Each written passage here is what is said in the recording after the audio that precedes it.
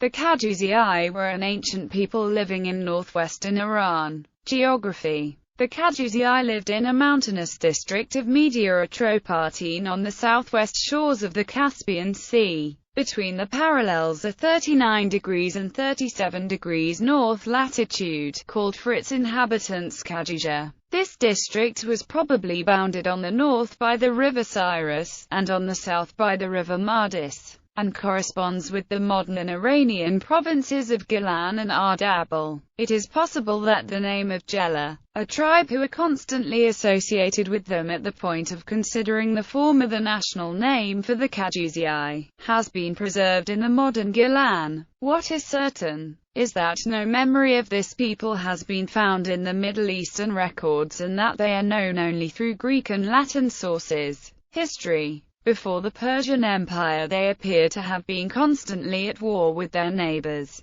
First subjected by the Assyrians, if we believe to Diodorus or doubtful sources, they were then brought in at least nominal subjection to the Medes, until they rebelled at the time of the king of the Medes Artaeus. In Stesia's tale, the war originated from an offense the king gave to an able, powerful Persian, called Parsodes. After the offense, Parsodes retired himself in the Cadusii's land with a small force, and he attached himself with the most powerful of the local lords, by offering his sister in marriage to him. At this point the country, who was subject to at least a nominal subjugation to the Medes, rebelled and chose as its war leader Parsodes, giving him command of their army. Against these the Medes armed no less than 800,000 men. Artaeus failed miserably in his attempt to reconquer the Cadusii, and Parsodes was triumphantly elected king by the winners.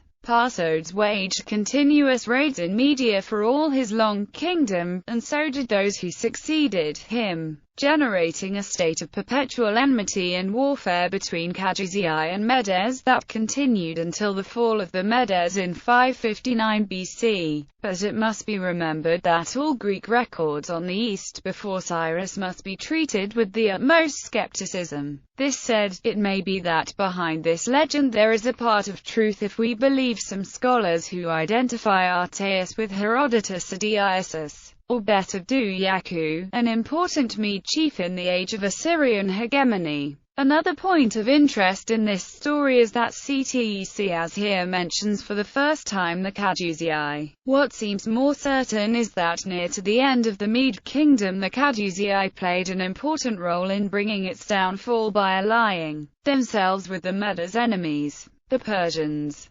Cadusii and Persians. It does not seem that the Persians had initially great difficulties in submitting the Cadusii. They were immediately loyal allies of Cyrus the Great, firstly against the Medes and secondly against the Babylonians, and their submission seems to have been something more than nominal, considering that Xenophon tells us that Cyrus assigned to a son called Tanaroxes the satrapy of Cadusii. But by the times of Darius the Great, Persian full control on the region must have suffered a partial setback, since we never hear their name in Herodotus or in Persian inscriptions in the list of peoples and territories being part of the empire. In an unknown year they had been, it would seem, successfully submitted and probably added to the satrapy of Media or that of Hyrcania. This because it is told that in 406 BC Cyrus the Younger, a son of the High King Darius II, had just led an expedition against the Cadusii in revolt. Cyrus' expedition was a success, as 3 years later the Cadusii fought at Cunaxa under the banners of Artaxerxes II against Cyrus.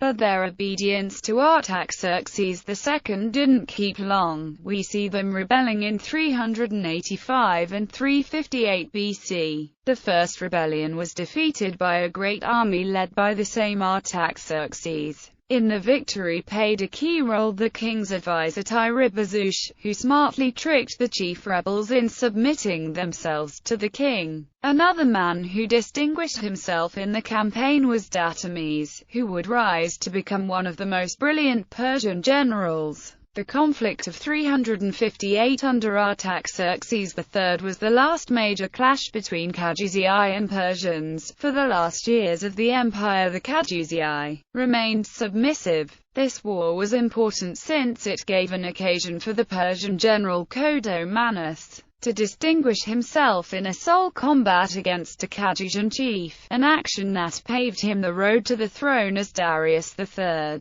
Alexander the Great. In aftermath in the Macedonian conquest of the East, the Cadusii remained loyal to the Persians all the way up to Darius III's bitter end. We read of their cavalry fighting against Alexander at Gaugamela and are preparing to send reinforcements to the High King after the battle. But at the end they were subdued by Alexander's general Parmenion. In the subsequent Eastern Wars they are mentioned as the allies of one or other party. After the division of Alexander's empire they became part of the Seleucid Empire. In this context we read of them fighting for the Seleucids in the Battle of Raphia against the Egyptians, and the name is cited by Antiochus III's envoys at Aegium to the Achaeans as one of the many people under the sway of the Seleucids. But the crushing Romans' victory at Magnesia started the disintegration of Seleucid power and the loss of all eastern territories. From this moment, little is known of Cadousian history. They seem to have been early submitted by the Parthians,